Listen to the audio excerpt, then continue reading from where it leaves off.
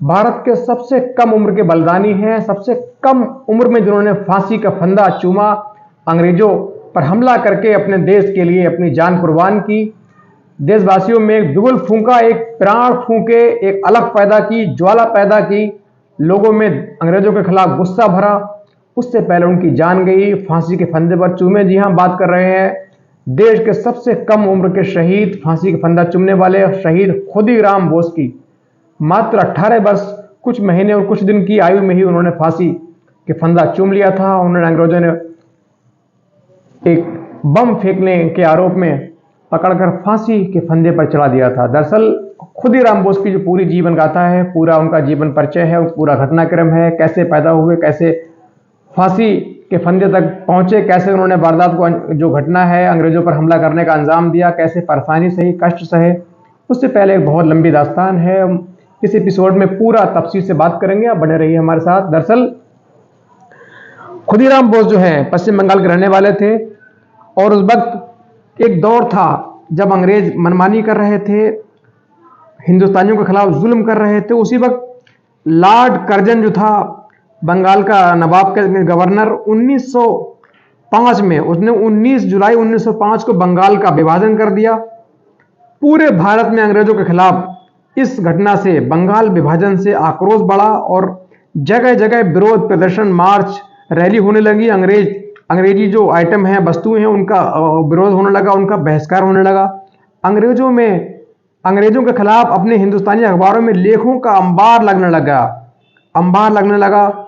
उसी वक्त एक अखबार आता था, उसमें स्वामी विवेकानंद के भाई भूपेंद्र नाथ दत्त ने एक लेख लिखा जिसको ब्रिटिश सरकार ने राजद्रोह माना और उनको उस लेख के खिलाफ जो बंगाल प्रेसिडेंसी थी, उसके मजिस्ट्रेट डगलस किंग्सफोर्ड ने उस प्रेस को, जहां से अखबार छपता था, उस प्रेस को 1 साल, उसका जो सामान है पूरा प्रेस को जब्त करने का ऑर्डर दिया और भूपेंद्र नाथ दत्त साहब को 1 साल की कड़ी सजा सुनाई। और इसके खिलाफ पूरे देश में जबरदस्त हंगामा हुआ।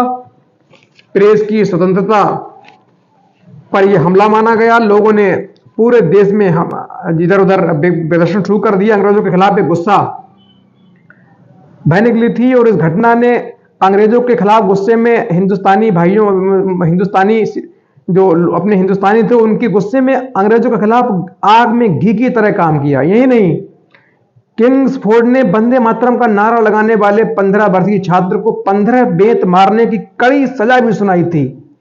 अब 6 दिसंबर 1907 की रात को मिदनापुर जिले में क्रांतिकारियों ने नारायणगढ़ के पास बंगाल के लेफ्टिनेंट गवर्नर एंड्रू फ्रेजर की ट्रेन को बम से उड़ाने का प्रयास भी किया, लेकिन वो असफल रहा। उसके बाद एक ट्रेन का प्रयास और किया गया उड़ाने का अंग्रेजों, जिसपे अंग्रेज बैठकर जा रहे थे, लेकिन वो भी असफल हुआ किन्हीं कारणों से।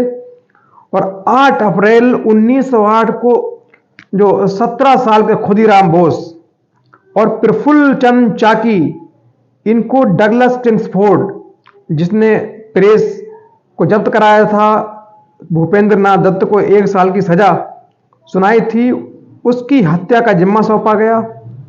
लेकिन इसी बीच जो क्रांतिकारी थे, उनका जो गदर हो रहा था, हंगामा, रोष बढ़ रहा था, उनकी गतिविधियों से डरकर किंग्सफोर्ड ने अपना तबादला मुजफ्फरपुर, जो बिहार में है, मुजफ्फरपुर करवा लिया। फिर एक संगठन की ओर से खुदीराम बोस को 2 पिस्टल, कुछ कारतूस, प्रफुल्ल चंद चाकी को 1 पिस्टल और कुछ कारतूस देकर मुजफ्फरनगर भेज दिया गया। 18 अप्रैल 1908 को खुदीराम बोस और प्रफुल्ल चंद चाकी मुजफ्फरपुर पहुंच गए। वहां दोनों मोती झील क्षेत्र में एक धर्मशाला में ठहर गए। दोनों ने बारीकी से किंग्सफोर्ड पर बहुत पैनी नजर रखनी शुरू की। उन्होंने उसकी हर गतिविधि पर, कब निकलता है, कब आता है, कब जाता है, कब खेल खेलने जाता है, इन सब पर बहुत बारीकी से नजर रखना शुरू की। लेकिन पुलिस के जो गुप्तचर हैं, जो खुफिया विभाग है, उसको इस योजना के बारे में भनक लग गई थी। भनक लगते ही उन्होंने किंग्सफोर्ड की जो सुरक्षा है उसको बढ़ाने का निश्चय लिया। उसकी सुरक्षा बढ़ाई गई, उसके आसपास 2 सिपाही और तैनात किए गए। इधर खुदीराम बोस और चाकी को ये पता लग गया कि किंग्सफोर्ड रोजाना शाम को अपनी बग्गी में बैठकर अपनी पत्नी के साथ स्टेशन क्लब आता है और वहां पर गेम खेलता है। वहां पर महंगे जो बड़े हिंदुस्तानी अधिकारी हैं, उनके साथ अंग्रेज खेल खेलते हैं। उसके बाद रात को वापस जाते हैं। इस पूरी घटना पर खुदीराम बोस और प्रफुल्ल चंद चाकी पैनी नजर रख रहे थे। अब तारीख आती है 30 अप्रैल 1908। 30 अप्रैल 1908 को शाम 8:30 बजे जब खेल खत्म हुआ तो दो अंग्रेज जो महिलाएं थीं वो बग्गी पर सवार हुई। ये बग्गी भी बिल्कुल किंग्सफोर्ड की बग्गी की तरह थी, देखने में हूबहू वैसी ही थी। और इस बग्गी में जो बग्गी है, इसके थोड़े पीछे वाली बग्गी पर किंग्सफोर्ड की पत्नी और किंग्सफोर्ड सवार हुआ। उसके बाद ये दोनों लोग अपने घर के लिए चले।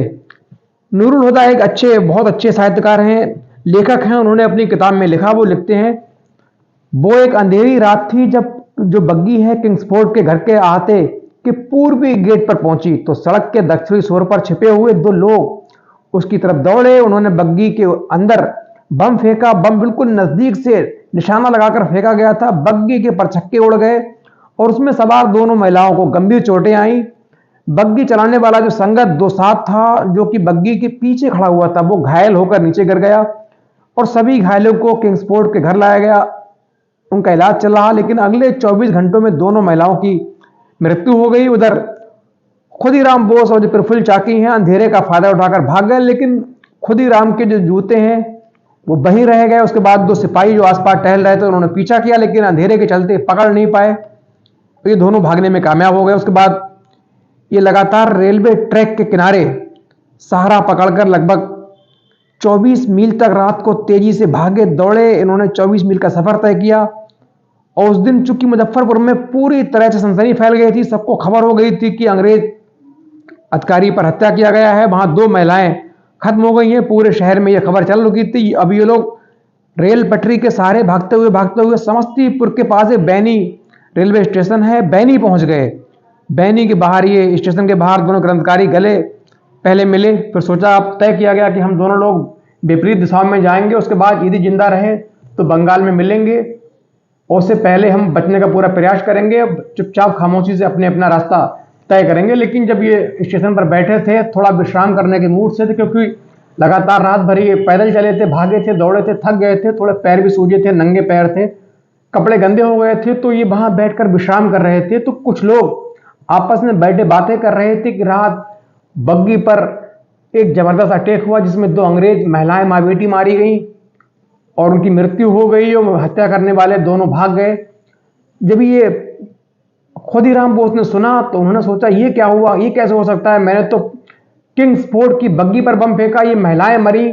तो अचानक ही इनके मुंह से निकल गया, ना चाहते हुए भी शब्द निकले, क्या किंग्सफोर्ड बच गया?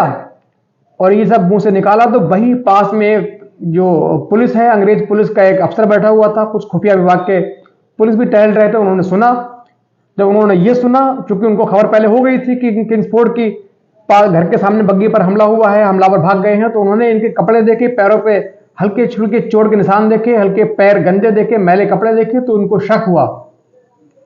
जब शक हुआ तो प्रफुल्ल चंद्र चाकी थोड़ा आगे थे और खुदीराम बोस स्टेशन के अंदर बैठे थे कंपाउंड में, वहां फौरन इनको गिरफ्तार कर लिया। शक के आधार पर जब इनको गिरफ्तार किया तो इनके अंदर से जो कपड़े थे, अंदर से एक दो पिस्टल जो लेकर आए थे, एक पिस्टल नीचे गिरी। तत्काल उन्होंने फौरन पिस्टल को उठाया, अंग्रेज अधिकारियों ने पकड़ लिया। उसके बाद उन्होंने उनको मारने की नीयत से दूसरी पिस्टल, छोटी रिवॉल्वर जो थी इनके पास, लोडेड रिवॉल्वर थी, उसको निकाला, लेकिन अंग्रेज जो कर्मचारी थे, पुलिसकर्मी, तो उन्होंने इनका हाथ पकड़ के रिवॉल्वर छीन लिया और सीधे इनको मुजफ्फरपुर लाया गया। इनको किंग्सफोर्ड के सामने पेश किया गया। इनको इनके जूते पहनाकर दिखाए गए जो एकदम फिट बैठे। उसके बाद इनसे दूसरे साथी का नाम पूछा गया तो उन्होंने बताया उनका नाम दिनेश चंद्र राय है और वो भाग गया है। उन्होंने असली नाम नहीं बताया। उसके बाद जो सिपाही टहल रहे थे, गश्त कर रहे थे, उनको बुलाया गया, उन्होंने शिनाख्त की। उन्होंने बताया कि कुछ दिन पहले भी स्टेशन क्लब के बाहर जहां आप गेम खेलते थे, जहां किंग्सफोर्ड गेम खेलता था अंग्रेज अधिकारी हिंदुस्तान अधिकारियों के साथ, वहां भी कई दिनों से इनको मंडराते देखा गया था। उन्होंने कहा उन दोनों में से एक यही है, ये यहाँ पर कई दिन पहले से घूम रहा था, यहाँ लगातार मंडराता रहता था। और इनके साथ एक साथी और था, लिहाजा कंफर्म हो गया। उसके बाद खुदीराम बोस ने कहा, हाँ मैंने हत्या की है, लेकिन गलती से हत्या हुई है, मैं इनको नहीं मारना चाहता था, मेरा निशाना किंग्सफोर्ड था, लेकिन गलती से बग्गी पहचानने के अंधेरे होने के चक्कर में बग्गी पहचानना भूल गया। और चूंकि बग्गी भी हूबहू लगभग एक सी थी, तो किंग्सफोर्ड के बदले इन महिलाओं की गलती से हत्या हो गई। उसके बाद इनको जेल में डाल दिया जाता है। कुछ दिन बीतते हैं। घटना के कुछ दिन बाद एक इंस्पेक्टर होता है नंदलाल मुखर्जी, वो मुजफ्फरपुर से सिंह भूमि के लिए ट्रेन पकड़ने जाता है तो उसको स्टेशन पर एक लड़का नए कपड़े नए जूते पहने हुए दिखाई देता है, बंगाली भाषा बोलता है, तो उसको कुछ शक होता है। और उसके बाद जब ट्रेन आती है तो जिस डिब्बे में वो लड़का चढ़ता है उसी डिब्बे में ये नंदलाल इंस्पेक्टर चढ़ जाता है। उनसे बात करने की कोशिश करता है लेकिन वो लड़का इनसे बात करने के लिए मना कर देता है, वो इनसे नाराज हो जाता है। कुछ देर बाद अगला जो स्टेशन आता है उसका नाम होता है मुकाका घाट।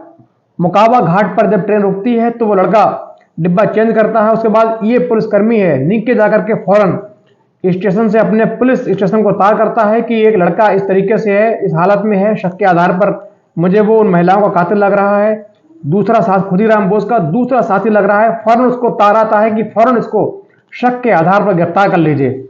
और जैसे ही गिरफ्तार करने ही नंदलाल उनकी ओर जाता है, प्रिंसिपल चाकी की ओर जाता है, वो समझ जाते हैं ये गिरफ्तार करने आ रहा है। वो फौरन ट्रेन से कूदकर प्लेटफॉर्म पर आते हैं और सीधे जो महिला वेटिंग रूम है, नूरुल हुदा बताते हैं, ये महिला वेटिंग रूम की ओर बढ़ता है।